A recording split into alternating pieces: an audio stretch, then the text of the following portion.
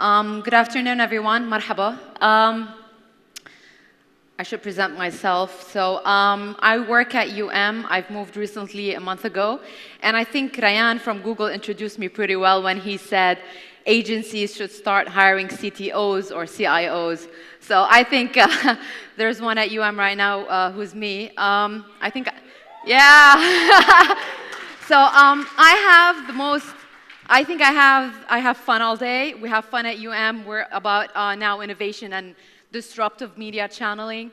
I have a pretty cool panel joining me, but first of all, I'm just gonna throw in a small keynote to let you know what the topic about, induce some fun before we start off the discussion. So our conversation today, or our topic, is about what's next in terms of brand connections and connected products.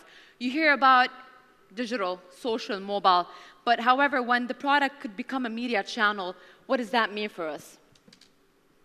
So tell them and they'll tell them and they'll forget. Show them and they may remember. However, engage them and they'll aspire more. So when you're engaged, you're going to aspire more. And when the consumer is engaged with your product, imagine what they could do. So we're looking at all these digital media conferences, and then again, we'll go back as marketeers and as agencies and do all the same thing all over again. However, what you could do is do more than that. So the quote at we live by is, if all you ever do is all you've ever done, all you'll get is all you've ever got. So when we get out of this keynote today, or when you get out of this panel, when you're going to see people who have done amazing things like Coke, Beam Wallet, and DMS, you're going to realize that it's time to buckle up and get going. So we hear a lot about the Internet of Things, IoT, but honestly, it's about the Internet of everything right now. The communication industry, the music industry, commerce, social commerce. So are you intimidated into innovating into connected product? Are you scared? Well, you're not the only one. I'm also. Every day I wake up and I try to do something pretty creative and pretty connected and immersive for our clients. However, sitting and waiting is no longer an option. You can't just sit and wait and see what's the next best thing that you could do. You need to get up and go running. So just some examples on what do we mean by connected products. I'm going to show you now the ecosystem of behavioral marketing or iBeacon technology when it comes to retailing. So this is one of the examples that's now launched, Estimote. I don't know if you've heard another example or previous example previously. So this is a video that will illustrate it. As you walk, your eyes process terabytes of information about the world around you. Your subconscious is constantly scanning for recognizable objects and locations to give you context and help you navigate. But if you close your eyes for a moment, you can only walk a few steps before your brain loses its context and forces you to stop. That's the world your smartphone lives in every day. It's a powerful computer, but it's completely blind. Last year, we introduced Estimote beacons to solve just that. They're small sensors that can be placed anywhere to provide context and micro-location to any smart device.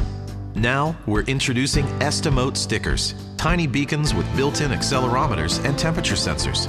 You can stick them to any of your favorite objects nearby. We call them Nearables. Using stickers in our rich SDK, you can build a new generation of amazing context-aware apps. For example, if you stick one to your bike, your phone can automatically track your routes, record where you left it, and even detect motion if someone moves it. Or how about an app that can turn on an alarm clock only when you need it? You have a 9 a.m. meeting on your calendar, and thanks to the sticker, your phone knows that your context is still the bedroom, and since traffic is backed up, it wakes you up a few minutes early. What about when a customer picks up something they're interested in? Because the sticker can sense motion, they can be presented with relevant information about the color options, similar products, or specials. Then, at the end of the day, a store owner can see what products customers are interacting with most and use that info to fine-tune promotions and sales or make adjustments to the store layout. The potential applications are endless, even something as simple as an app that lets you know when you forget your bag when you leave a coffee shop. Join thousands of developers worldwide and build your own apps for Nearables. Order your sticker development kit today. Estimote. Reality matters. So when looking at all of these aspects of innovation and trying to make things pretty creative and immersive. Innovation is a big word. I was just having this talk with Shezan right now. So what's innovation in terms of title? It's so broad. Well, looking at innovation, if you want to innovate as an agency or a product, you need to look at three elements: context, connectivity, and content. And that's what we're going to be discussing now throughout the panel. Another really quick example of Maserati, when they did the Trofeo Championship, they connected everything together. They connected the physical aspects of a driver into a social element and tried to upload it physically for people to see how the driver really drives, and so they can sense the speed that the driver is enduring. And I think the guys are going to like this.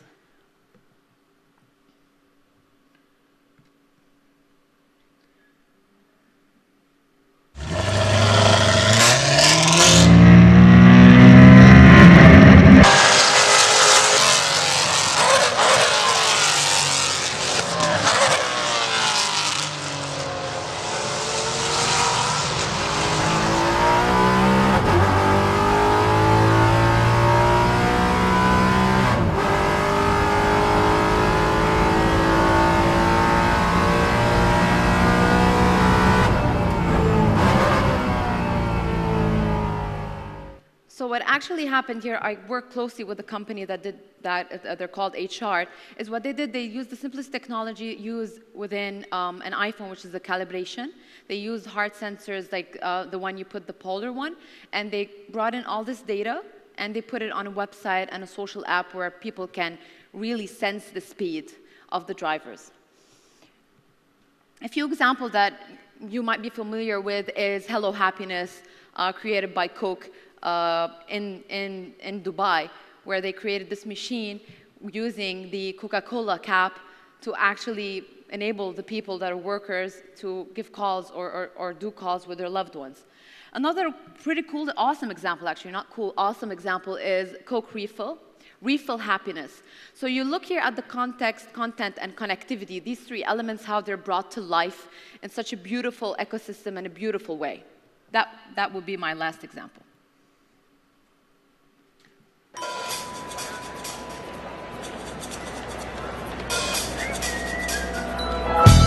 Teens equal connectivity. Teens also equal broke. Poor teens. How can they live in a country with almost no free Wi-Fi? Coca-Cola presents Happiness Refill, a dispenser machine with a built-in computer that connects via Wi-Fi to a Coke mobile browser. Instead of liquid happiness, it's happiness in credits for free internet on mobile phones.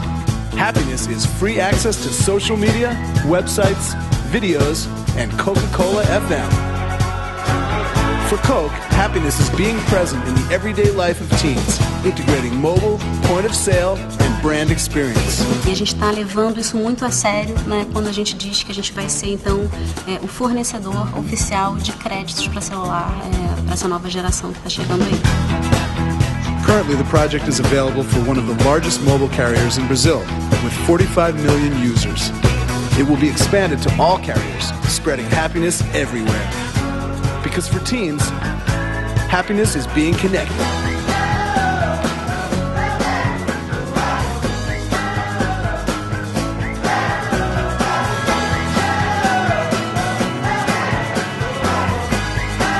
Refill your happiness.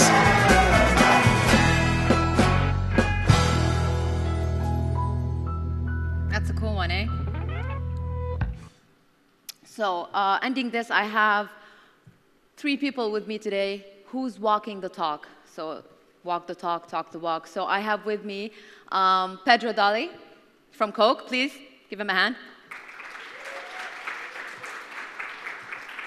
All about happiness, Pedro. Shezan Amiji, co-founder and managing director of Beam Wallet, our expertise in mobile. And Rami Saad, deputy chief operating officer at Shweidi. DMS.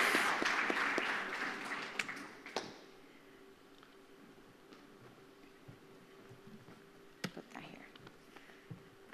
So, we're going to start off with a discussion about what you guys have seen here, and looking at when a product could really be a media channel. So, my first question goes to Pedro. is we cannot say that consumers aren't ready to unlock engagement. We have a mobile penetration rate of 150% in the GCC most probably, and 100% mobile internet penetration. So, and when you go to any client, if an agency comes to you and says we want to be innovative, the first thing you might think of that it could be expensive. However, innovation is not expensive. What is holding your brand back? I think that you already replied that when you showed the Hello Happiness video. It was something that happened 10 months ago in Dubai, as you said. We placed 5 booths in 5 different labor camps here in Dubai, and the insight was the laborers, they call their families, they really want to get in touch with their families, but the international calls are very expensive. So why not change the bottle cap they already consume through, for 3 minutes of international calls? So what we could see that in 1 month of activation, we had almost 40,000 calls made internationally, putting the laborers in connection with their beloved ones. And this goes straight to our mission for Coca-Cola, which is to refresh the world, to create and inspire moments of happiness, and above all, make difference. So we think that we are really unlocking the engagement, and it's being very successful so far.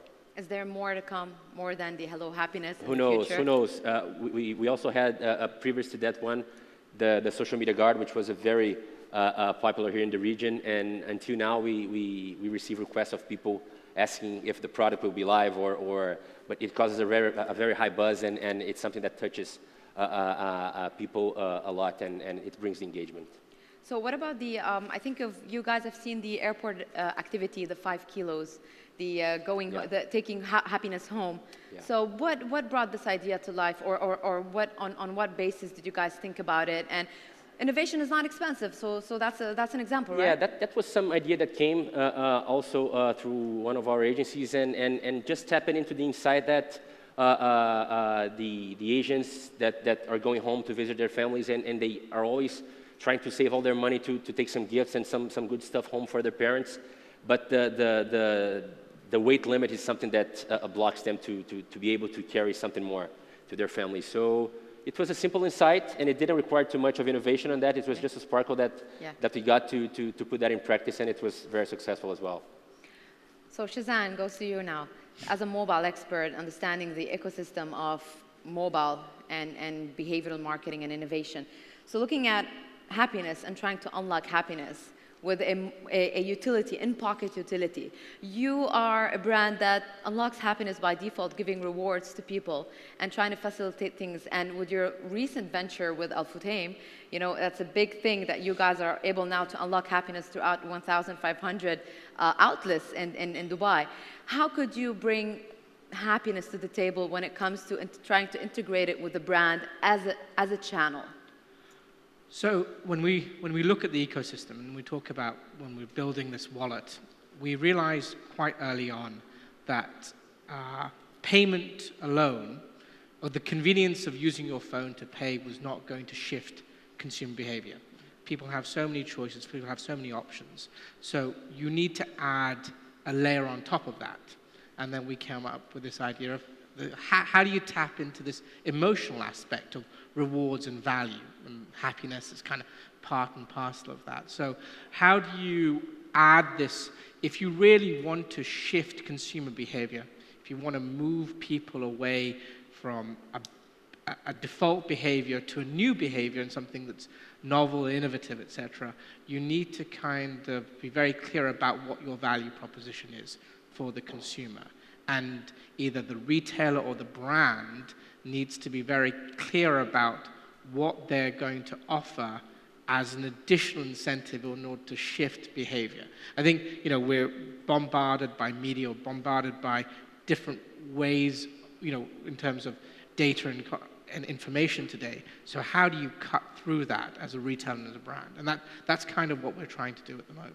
So as Beam Wallet, do you think, are you flexible enough to try to create something for specific brands, try to enter the ecosystem of creating or tailor-making something for a brand that's powered by Beam Wallet, let's say? Sure. Because innovation is about creating things from scratch or tailor-making stuff. Sure. So the way we look at our business is we're a platform. And that what you do, we can do a bunch of stuff on that platform. We have different components, we have different products or different services that we can offer to the brand or the retailer, and how you combine them, how you deliver that message. Now, for example, the Estimate video that you showed is that we're actually rolling out a network of beacons across all our stores. So we're actually moving the consumer into a contactless experience. Okay. And so we're, I think currently of the 1,500 stores, I think there are about 800 stores or 900 stores which are beacon enabled today in terms of some experience there. So what we're doing is that basically we're building the infrastructure or the platform on top of which the brands or retailers can do what they want. And that's our position. So that's incoming then? Yeah, so it's live right now, right? Okay. So you can do it and you walk into a store and, the cool thing about it is that the contextual experience now with the beacons is that you can change the experience to a store level experience or a brand. You walk past the shelf in Carrefour with Coke products on, and the experience in the app can be a Coke branded experience as you walk past that shelf. So all of this stuff is currently live, and we're working on it and we're rolling it out. Great. But the contextual part is the key part. Okay. So that's we're going to see that soon, hopefully in the UAE. Amazing. Yeah. Today. So goes back. I go to Rami. Rami, who comes from DMS and who's an expert, an ex-agency expert background. I need to unfold that. Thank you. So Rami, coming from an agency background and a product and media background also, looking at the context and content and connectivity. So how can you tailor make something, or how can you work across two elements, let's say, in terms of context of the brand and the type of connectivity that DMS could offer? So you offer ad inventory, you offer innovative products, but you offer even more than that. So looking at an example as Coke, or working on a mobile ecosystem, what types of innovations or creativity could you offer brands in any way? Sure. So let me first begin by saying that across any property that we represent, it is no longer an option whether a brand or whether a publisher would like to be on mobile, right? This is something that is de facto in the region right now. We see slightly higher percentages of mobile traffic across all our different properties, and as a result of that, across all the 36 assets that we represent, we're present in every single mobile store, and we've got a mix of mobile web solutions and mobile apps. Now, what comes with that, when you know so much about around 3 billion impressions of media every month, you tend to really understand what people are interested in, what they consume, in which mindset they might be. You tend to either infer or determine certain, let's call them attributes, or behaviors that determine a specific segment that an advertiser might be interested in targeting. On the back of something like this, you're able to either communicate to them the right content at the right place, whether they're listening to music. You could track and understand, for example, if they're listening to Rami on the app, we can tell you if they're running or if they're cycling, simply because of the geolocation data that we have within the app. And so we can propose a playlist that could be branded by a specific brand that can correlate to an activity, whether it's a drive time or some sort of a sport. Okay. On the back of this as well, I do want to allude to the fact that whenever we think innovation really requires a separate system. So we don't believe that innovation can be the same product of everyday operations. And this is why we've separated our, let's call it our beta, if you'd like, product, and it's called Leap. And Leap is essentially DMS's effort to make sure that when we come up with those creative ideas, they don't have to conform to the same measurement system of typical ideas that we come up with, no matter how, what size these ideas come at. And so the last thing I want is a room of people brainstorming, thinking about how to, build a futuristic, let's say, experience, which involves the brand touching that consumer in a couple of different assets or platforms, and one person in the room going, but how are we going to measure that, and what's the ROI of something like that? Yeah. And so it does require its own path, I believe. Going back to Pedro, and so looking at the 3 C's, aside from happiness, what more examples could you define when looking at Ramadan is coming? So how would Coca-Cola try to innovate, or would have innovated in the past when working around Ramadan, connectivity, where people connect a lot, use the internet a lot in Ramadan, the context of Ramadan, and what kind of content could Coca-Cola try to work Ramadan on? is a good one. We are already working for this year's campaign, but let's talk a little bit about 2014, where We know that Ramadan is like the Super Bowl of the Middle East, so everybody's waiting for it and preparing cool stuff for it. And we know that the consumptions are really high in terms of time spent online, social media usage. And it's the perfect context for connecting, not just on the technology side, but connecting with the loved ones and all the Ramadan experience. And a good example was last year where we wanted some influencers to talk about the tension of relationships that they have on their daily life. So we wanted them to inspire our consumers to speak the unspoken and connect with their beloved ones. So we partnered with an influencer called Asia, which is a fashion blogger from Kuwait. And she was doing a great job and inspiring women, the Khaliji women. And her husband was being very, not attacked, but receiving a lot of offensive messages that he was not being able to control his wife because of the work she was doing. That was not something wrong, but something different. And conservative people would think that that would be something bad. And it was about the ending of those webisodes that we did. This was just one of them. Was about putting them together, and it was her trying to show him how supportive he was, although all the criticism that they got throughout the journey that they have.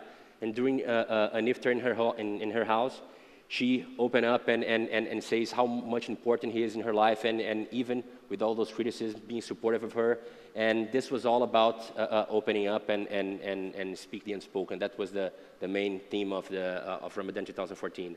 We also had other TVCs and webisodes, always bringing this situation where someone wanted to do something and the parent or the family was not keen of it, and then they get to an agreement to do what was best for the one. So that was how we got into Ramadan last year. So would you think the perfect example of bringing a connected product, which is the main theme of this topic here, is the product is the actual connection and the media channel? So would Share a Coke, would it be an actual example of how the product is a media channel? And are we going to see that soon, you think? Yeah, no, I think that Share a Coke is a perfect example. It's a campaign that's been rolled out in 85 countries already. It happened last year in Lebanon. Yeah. So who knows, it might reach the Middle East soon. So I think it's something that connects the most, like to having your name in a can is something that's very powerful. Yeah. Very powerful. Shezan, I'm pretty sure you're familiar and everyone's familiar with Bleeper. Bleeper is the augmented reality platform whereby you can scan a logo and the logo comes to life in an augmented reality way. Now, at the Mobile World Congress, Bleeper rolled out their new launch for their new app, which is a visual-based interface. So you could actually scan an apple and it could show you the nearest grocery stores where they sell apple. So as Beam Wallet, what do you think the next step, aside from iBeacon technology, or what could you bring to brands in terms of integrating Beam Wallet using SDKs, using APIs, maybe white labeling? Coke is right on your right. You could just try to sell it. Yeah, so we have a white label is something we try and avoid, but we would do it selectively. But where the world, you're asking me about what do I see next after,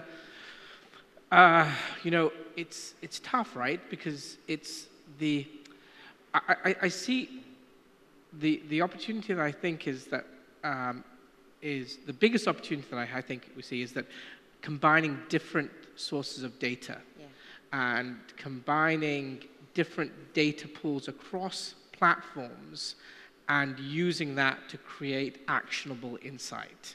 And I think that is, everyone talks about big data, everyone talks about these things, but actually translating in something tangible is the key challenge. What's lacking? Why? What do you think? Is it from an agency front? Is it the client doesn't want to listen to that, doesn't want to use that data? Does the client don't give their data, or? I think people have to get out of the mindset that data is mine and it belongs to me only. I think what we've kind of seen that if we share, then you can create value for the entire ecosystem.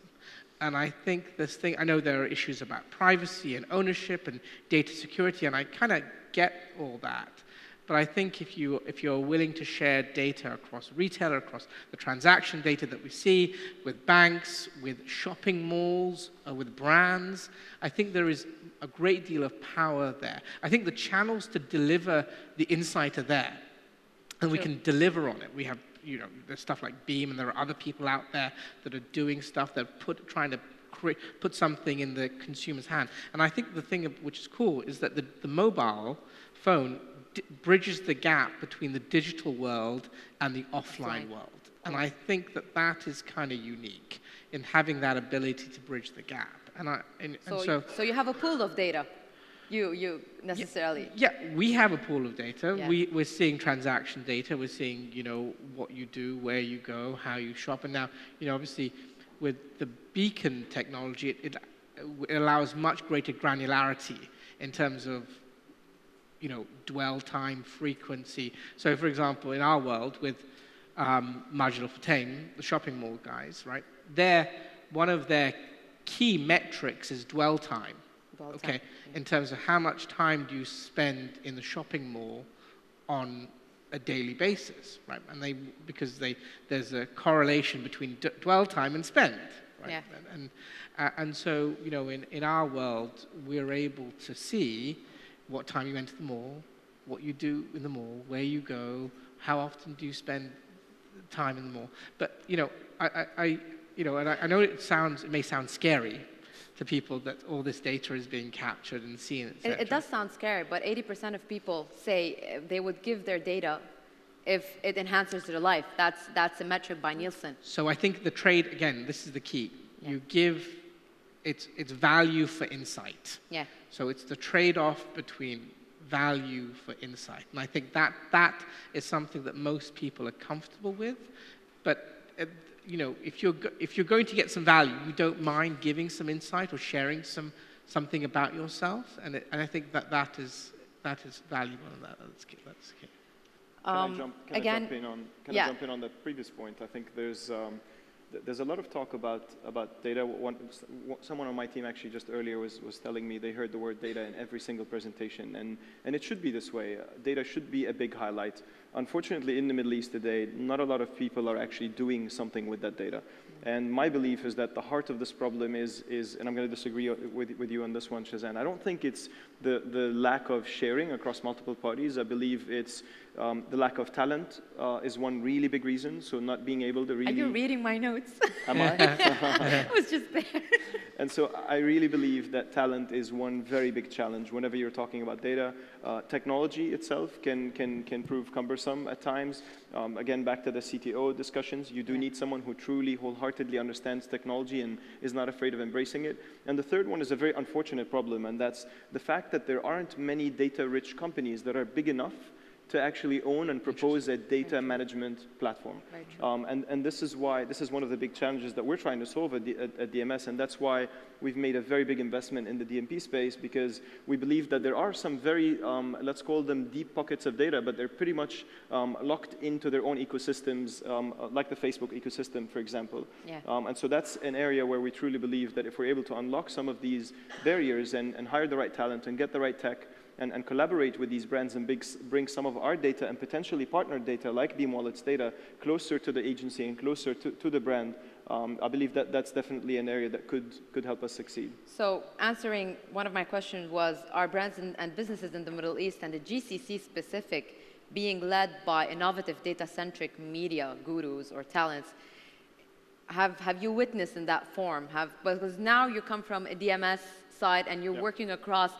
You were on an agency side, and you were leading digital in your previous agency, and now you're from a product side, a media side, and you're working with all these agencies. So do you think we're going, and when I say we, all of us, because I come from are we there yet? Do you think we're taking that data, and I'm not talking only DMPs, I'm talking that the data of the Internet of Things, I'm talking the data that's been consumed on these machines, which we're gonna go back to data, to Pedro, and the data from Shezan, so they have first, second, and third party data. Do you think we have the talents yet? So my belief, and I'm trying to be really politically correct right now, is that there are pockets of insane intelligence in data analytics on the agency side, and on the client side as well. So I do see there are enough people that are I would say talented enough to be able to make something out of that data. But one of the biggest challenges in front of deploying or becoming a data-driven organization is that it's not just about bringing a couple of experts. You do need to change the way you do things. And the word says data-driven marketing. So you can't just ask for a couple of slides on the end of a presentation to say, oh, and look, we've checked a couple of boxes there. Data needs to be a part of your creativity process, for example. And it needs to drive your agile marketing engine. It needs to change the way you do native. It needs to power your programmatic engine. It needs to adjust the way the creative planning team at the agency actually works. Sure. And so with all of that, I think you are requesting an organizational shift inside the agency structure, which obviously comes a little bit with time. So my belief is that we're not there yet, but there are enough intelligent people that can take us there. You did touch on connected products. So for me, when I think of connected product data and Internet of Things, I like to kind of devalue the word internet and overvalue the word things. I know there's a lot of disobsession with the actual naming, Internet of Things, and so connectivity is not new, and we've always been connected in so many different ways. The things are what's getting smarter, I believe, and so it's the idea there's always been this physical aspect of a product, maybe an electrical aspect if your product is electronic. Now there's this other aspect that is maybe a combination of a super, an over miniaturized, let's say, sensor and a protocol that can help this device communicate and send and receive information about what it's doing and its status and its state, the state of things around it. And what this really brings, I believe, is beyond just the data collected, but the idea that a manufacturer no longer needs to put all the intelligence inside the box, inside the product. Some of the intelligence could be on the cloud. And so, as we talk about the example with Beam Wallet, you could be walking by a certain store and your behavior is busy being crunched or indexed somewhere on the cloud, and a specific action will be sent to your device, to your wearable, to your nearable. By who? By who? By an ecosystem player. So this is where the brand comes in. So you have all this data, but what brands, what industry could use? Is it FMCGs? Is it banks? Is it services? So my belief is there are many different applications to this intelligence. I believe that everybody's running in the direction of, first of all, standardization. I think we need enough protocols to govern these things. And so I like to hear about things like HealthKit. And I'll tell you, as a consumer, one of the things I didn't enjoy is I had an Adidas My Coach, and a friend of mine had the Nike Plus or the Fuel Band, and we were unable to compare our data. And so today there's the protocol that's been released by a manufacturer, by Apple, who's trying to be obviously the owner of a closed ecosystem, where they're allowing us to essentially be able to see each other and compare each other. So I believe that kind of standardized, if you want, layer under all of this data is something that's very important if these things are supposed to talk to each other. So we could say that not all of this that we're talking about data would not make sense if it doesn't enhance consumers' lives and makes it really fun and interactive and maybe gets the product to where you want it to be. So I guess to my question to you, Pedro, what's Coke's mission and agenda when it comes to data being the center of capturing consumer behavior? If you are not in the Middle East, but outside, I've heard a lot of things about Coke that they work around. You have a data intelligence center.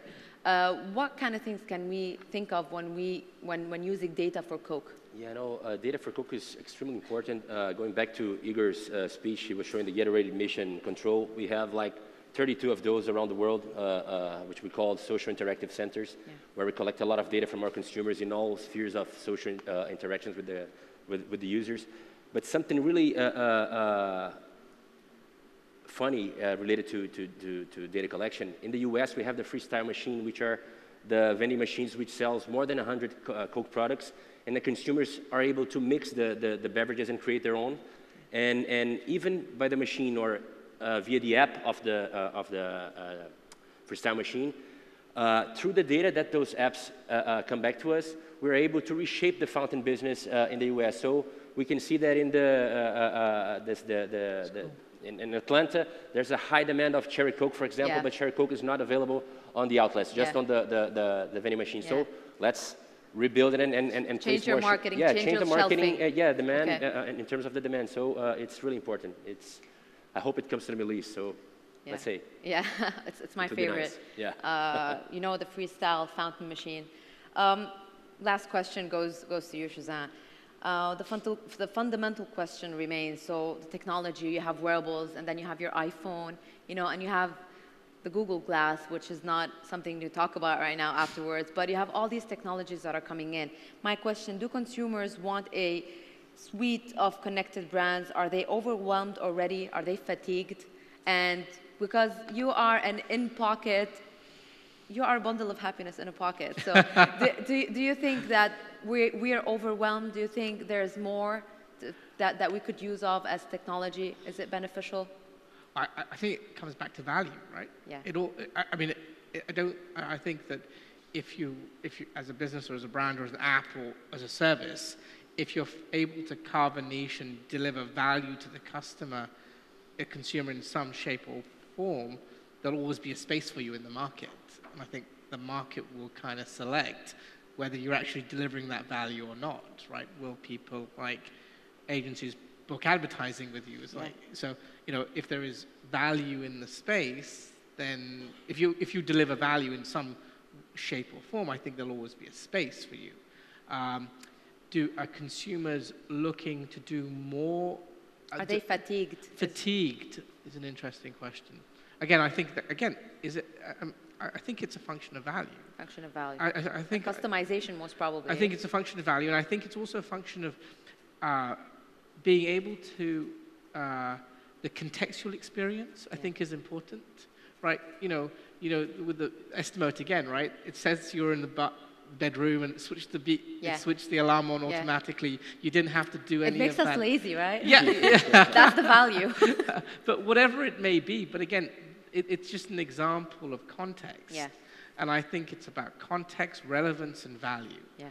And I think that those things, and I think, being able to, so there's value, context, and relevance. And relevance, yeah, I think. relevance, okay. Relevance, I think, is important, right? Being able to, so in our small world that we live in, being able to show the person the right reward or the right offer at the right time of day, the right time of month. You get paid on the 31st. You don't want to see an offer on the 30th because you don't have money in your pocket. So you want to see that on the 1st or the 2nd. So it's a question of being able to context, relevance, and value, I think. If I may, I want to jump in. Yeah, it says time is up here. Can I have another 5 minutes? We're fine? Okay. So, please go. Yeah, I just wanted to add to this. Creating values is certainly the pillar of whether you're going to succeed or not. But I do want to add that while you're in the process of creating something, don't be dorky. Yeah. And so there are some products out there. I'll give you examples. The Segway is a very interesting product. It's really, it was essentially set to revolutionize the way the infrastructure of cities used to look, because you can commute from a place to place without much effort, and while your hair is still done, and you can get to your meeting, and you could be there faster. So it's something that kind of bridged the gap between a car and between walking. And so that didn't fly. And your suit is well ironed. Exactly. Like you're just standing. So that didn't fly because it's dorky. The other thing that didn't fly, that you've probably all been through one or two of these devices, is the Bluetooth headset. Why aren't we all walking around with Bluetooth headsets? They're a little bit dorky, right? And this is why I would say, while all of this is important, but the consumer is the judge at the end of the day, and my belief is that they're nowhere near fatigued. My feeling is we would like to wake up with a sense of urgency because we feel like we're late. We wake up and we think, where are consumers? What is the next big thing that they're probably already figuring out? They probably already have the next big app, the next big creation, and we have no idea what that thing is. It didn't scale yet. It didn't catch attention yet. We're getting better at being quicker, but I think all of us, maybe here, agencies, brands, tech companies and partners, and including publishers and content creators, we all need to become a little bit faster at figuring out what's next and quickly reacting to it. One of the things that I can tell you we started doing is, I don't know if you're familiar with WhatsApp sharing, and so dark social was mentioned a little bit earlier. We've started to add WhatsApp share buttons across all our content because we realize that a lot of the social, if you want, engagement or sharing that's happens in the dark social. So outside of the typical Facebook, Twitter kind of platforms where instant messaging, someone would copy a link and then send it to a friend, and all we see is someone came directly to that URL. And we know that 70% of the traffic that is seen on the web is in dark social. So we need to be a bit faster about these things and react a bit quicker. One of our publishers is already doing a Snapchat discovery, if you'd like, or they're dabbling with Snapchat to try and see how can they deliver their content within that environment. So I think that's become very important. Yeah. We got a 101 on Snapchat earlier, so I think everyone is familiar now with Snapchat. So give it up for one of the people who are industry leaders in innovation and creativity, and this is it. Thank you.